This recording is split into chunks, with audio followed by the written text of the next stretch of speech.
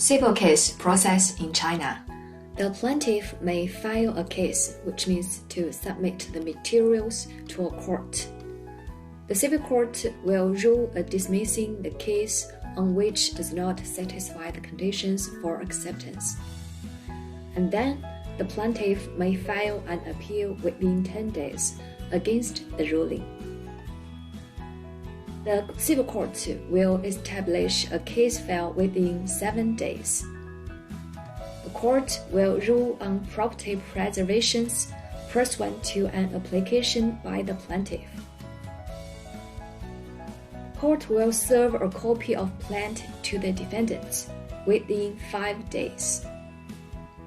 The defendant may file an answer and a counterclaim, if any, within 15 days.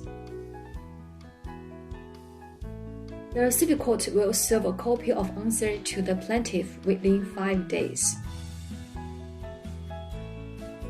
Upon confirmation of the members of the collegiate bench, the litigants shall be notified within 3 days. Where mediation can be carried out before a hearing, the dispute shall be promptly resolved by way of mediation. Where a hearing is required, the litigants shall be required to define the focus of the dispute through exchange of evidence, etc. The court will serve a summons to the litigants to inform the date and place of hearing 3 days prior to the hearing. The next step is court hearing. After the court hearing, the civil court will make judgment or rulings.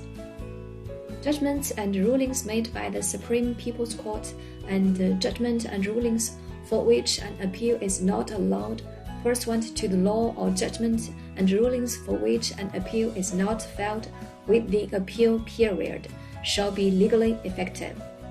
After the judgment or rulings is made by the court, any part may file an appeal against the judgment within 15 days, against the rulings within 10 days.